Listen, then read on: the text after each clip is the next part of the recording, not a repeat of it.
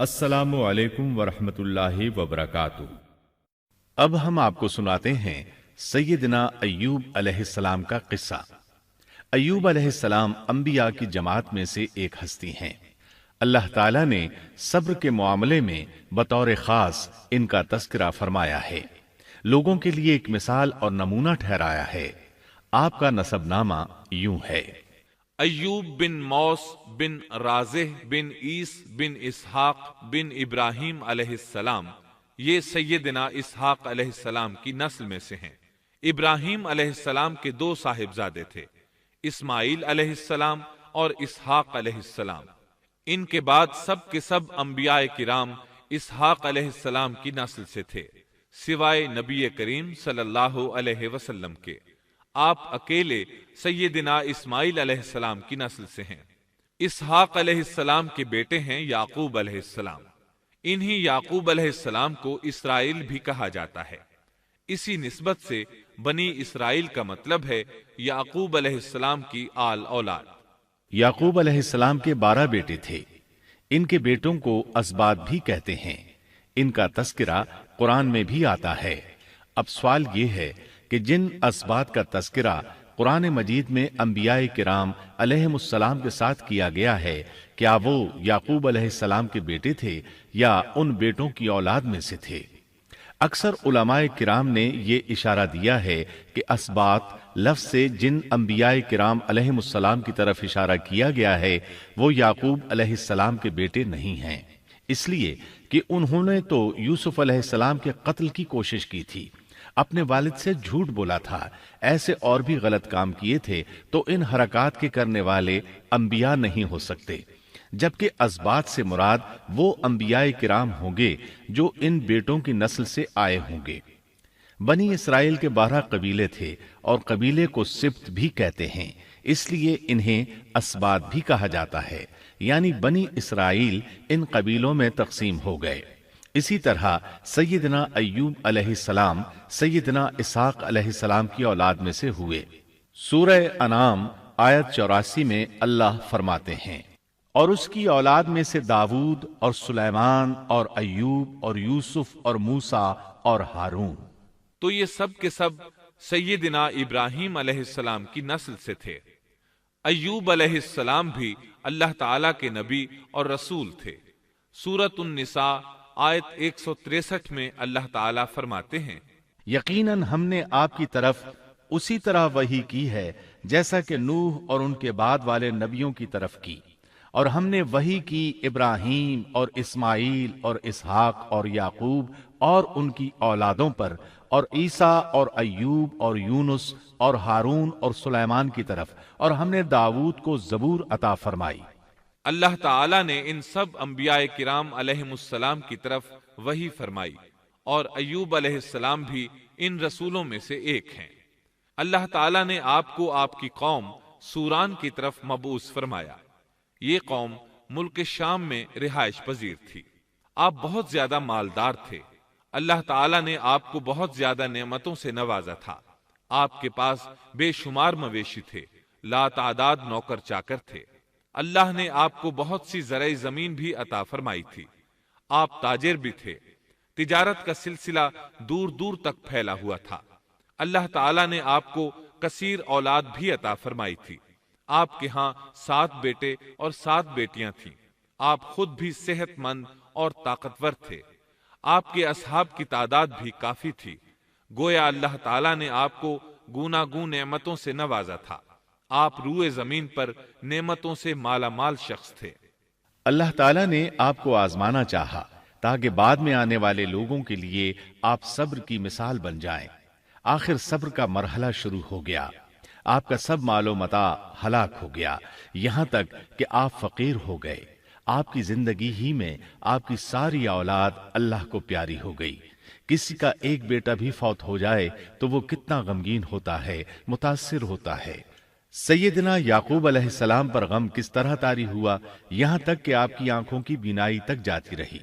मारे गम के वो घुल गए थे, जबकि उनका कोई बेटा फौत नहीं हुआ था, और इधर 7 बेटे और 7 बेटियां फौत हो गए। यही नहीं, तमाम माल मवेशी हलाक हो गए। معاملہ اس پر بھی ختم نہیں ہوا، آپ شدید مرض میں مبتلا ہو گئے۔ بیماری اس قدر شدید تھی کہ آپ چلنے پھرنے سے معذور ہو گئے، اٹھنے کی سکت نہ رہ گئی، یہاں تک کہ آپ کا گوشت گرنے لگا۔ آپ کی آزمائش انتہا کو پہنچ گئی۔ اب آپ کے ساتھی بھی آپ کا ساتھ چھوڑنے لگے۔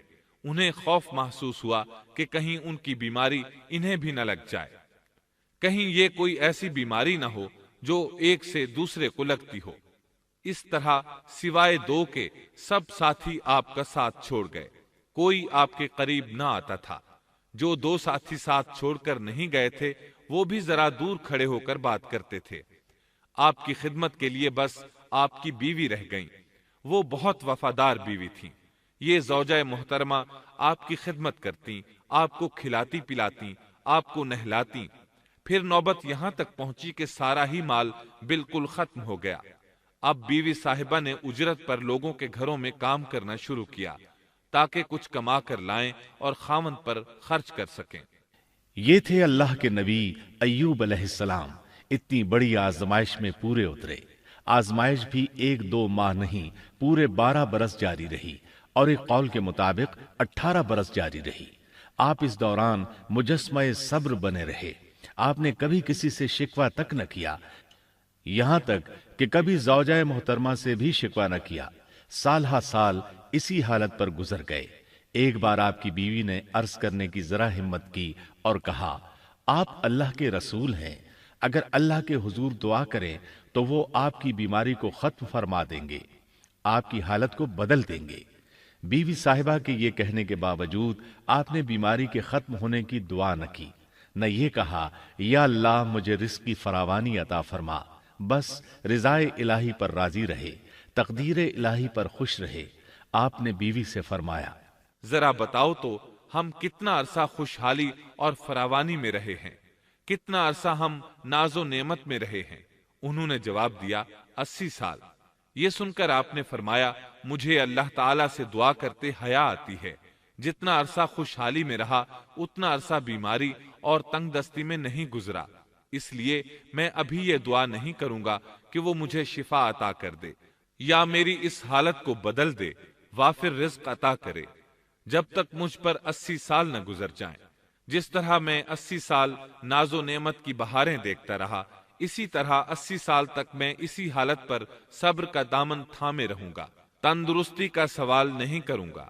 آپ کے اس جواب پر بیوی صاحبہ مایوس ہو گئیں، اس لیے کہ انہیں تو بیماری کے ختم ہونے کی اور اچھے دنوں کے دوبارہ آنے کی امید تھی۔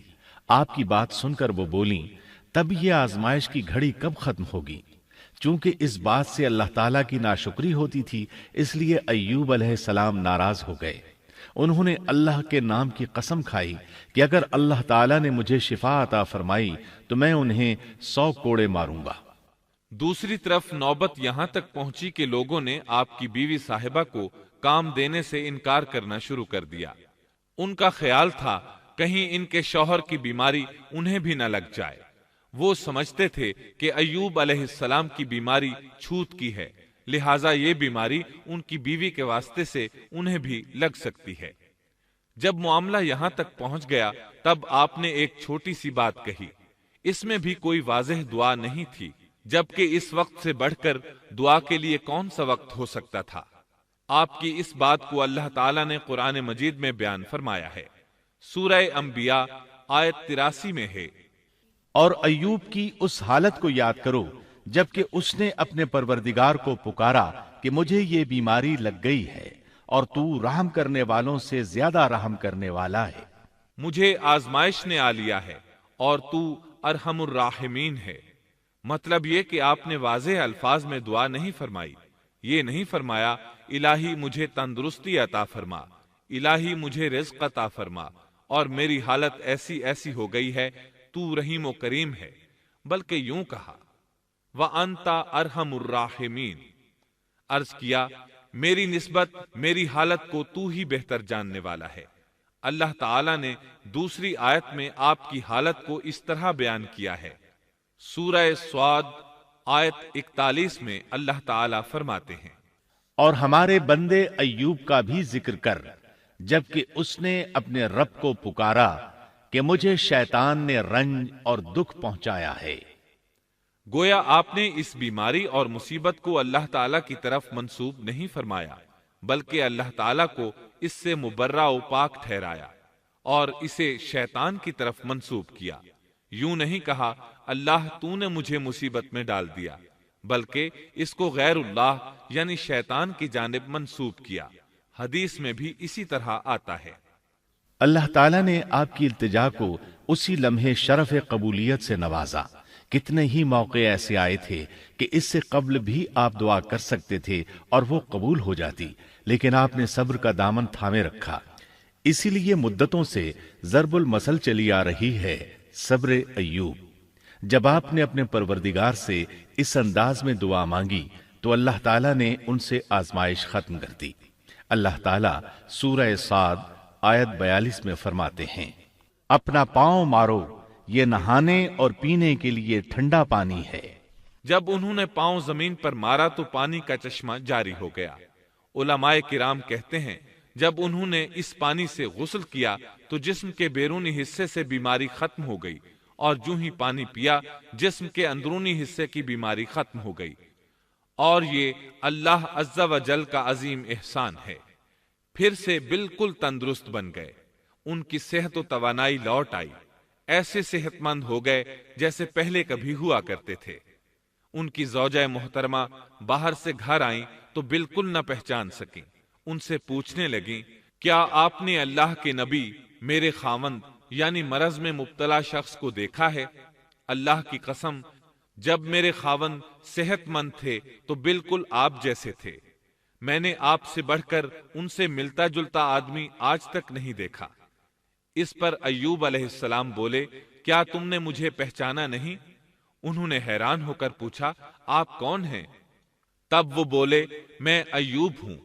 وہ بولیں، سبحان اللہ، اس کا مطلب ہے بیماری ختم ہو گئی، اللہ تعالیٰ کا احسان ہو گیا۔ اس کے بعد اللہ تعالیٰ نے انہیں اہل و عیال کی نعمتیں بھی لوٹا دیں، ان کے مویشی بھی انہیں واپس مل گئے۔ سیدنا ابن عباس رضی اللہ عنہما فرماتے ہیں، اللہ تعالیٰ نے صرف انہیں ہی اپنے فضل و کرم سے نہیں نوازا، بلکہ ان کے ساتھ ان کی اہلیہ کو بھی اپنے خاص فضل و کرم سے نوازا، اس لیے کہ انہوں نے بھی اس عظیم آزمائش میں صبر کیا تھا، عظیم صبر کا مظاہرہ کیا تھا۔ اللہ تعالیٰ نے ان کی جوانی کو بھی لوٹا دیا۔ ان سے سیدنا ایوب علیہ السلام کے ہاں 26 بیٹے بیٹیاں پیدا ہوئے۔ یہ روایت بھی ملتی ہے کہ 26 بیٹے ہی بیٹے تھے، بیٹیاں اس کے علاوہ تھیں۔ اللہ تعالیٰ سورہ انبیاء آیت 84 میں فرماتے ہیں، ہم نے اس کو اہل و عیال عطا فرمائے، بلکہ ان کے ساتھ ویسے ہی اور اپنی خاص مہربانی سے، تاکہ سچے بندوں کے لیے سبب نصیحت ہو۔ مطلب یہ کہ ان کی جوانی واپس کر دی، مال و دولت لوٹا دیا، اور یہ چیزیں انہیں فوراً واپس کر دی تھیں۔ جسمانی صحت بھی واپس فرمائی اور دنیاوی دولت بھی واپس کر دی۔ امام بخاری، امام احمد اور دیگر محدثین نبی کریم صلی اللہ علیہ وسلم سے روایت بیان کرتے ہیں کہ نبی کریم صلی اللہ علیہ وسلم نے فرمایا، جب سیدنا ایوب علیہ السلام غسل فرما رہے تھے تو ان پر ٹڈیوں کی موسلا دھار بارش ہونے لگی۔ یہ ٹڈیاں کیا تھیں؟ وہ سونے کی ٹڈیاں تھیں۔ اللہ تعالیٰ ان کو غسل کے دوران ہی اتارنے لگے۔ ایوب علیہ السلام نے ان کو کپڑے میں جمع کرنا شروع کیا۔ اس پر اللہ تعالیٰ نے فرمایا، اے ایوب، کیا میں نے تجھے مالدار نہیں بنا دیا؟ اس نئے نازل ہونے والے مال سے بے پرواہ نہیں بنا دیا؟ ایوب علیہ السلام نے عرض کیا، جی ہاں میرے پروردگار، لیکن میں آپ کی رحمت اور برکت سے تو بے پرواہ نہیں ہو سکتا۔ ان کا مال و دولت سب واپس مل گیا، اہل و عیال بھی مل گئے، صحت بھی پلٹ آئی۔ یہ سب اللہ کے خاص فضل و کرم سے تھا اور اس عظیم صبر کے صلے میں تھا جو انہوں نے کیا تھا۔ اللہ تعالیٰ نے ان کی اہلیہ محترمہ پر بھی نرمی فرمائی، جیسا کہ سورہ صاد آیت 44 میں فرماتے ہیں، اور اپنے ہاتھ میں تنکوں کی ایک جھاڑو پکڑو۔ بالکل باریک تنکوں کی ایک جھاڑو لو، اس میں 100 تنکے ہوں، ان کو اکٹھا کر لو۔ اس کے بعد فرمایا، جھاڑو سے اسے مار اور قسم کے خلاف نہ کر۔ مطلب یہ کہ ایوب علیہ السلام نے اپنی بیوی کو 100 کوڑے مارنے کی قسم کھائی تھی۔ اللہ نے یہ تدبیر سمجھائی کہ 100 تنکوں کا جھاڑو لے کر ایک بار انہیں مارو اور قسم پوری کرو، قسم کی خلاف ورزی نہ کرو، اس طرح آپ کی قسم بھی پوری ہو جائے گی اور بیوی کو بھی تکلیف نہیں پہنچے گی۔ تو اس طرح اللہ تعالیٰ نے ان کی زوجہ محترمہ پر خاص مہربانی فرمائی۔ اللہ سورہ انبیاء آیت 83 اور 84 میں فرماتے ہیں، ایوب کی اس حالت کو یاد کرو جبکہ اس نے اپنے پروردگار کو پکارا کہ مجھے یہ بیماری لگ گئی ہے اور تو رحم کرنے والوں سے زیادہ رحم کرنے والا ہے، تو ہم نے ان کی سن لی اور جو دکھ انہیں تھا اسے دور کر دیا اور انہیں اہل و عیال عطا کر دیے، بلکہ ان کے ساتھ اپنی مہربانی سے ویسے ہی اور عطا کر دیے تاکہ سچے بندوں کے لیے نصیحت کا سبب ہو۔ اسی طرح اللہ تعالی سورہ صاد آیت 41 تا 44 میں فرماتے ہیں، اور ہمارے بندے ایوب کا بھی ذکر کیجئے جب انہوں نے اپنے رب کو پکارا کہ مجھے شیطان نے رنج اور دکھ پہنچایا ہے، اپنا پاؤں مارو، یہ پینے اور نہانے کے لیے ٹھنڈا پانی ہے، اور ہم نے انہیں ان کا پورا کنبہ عطا فرمایا، بلکہ اس کے ساتھ اپنی خاص رحمت سے اور عقل مندوں کی نصیحت کے لیے اتنا ہی اور بھی عطا کر دیا، اور اپنے ہاتھ میں تنکوں کی ایک جھاڑو لے کر مار دیں اور قسم کے خلاف نہ کریں۔ سچ تو یہ ہے کہ ہم نے اسے بڑا صابر بندہ پایا، وہ بہت نیک تھے اور بہت ہی رغبت رکھنے والے تھے۔ یہ ذکر تھا سیدنا ایوب علیہ السلام کا جو اختتام کو پہنچا۔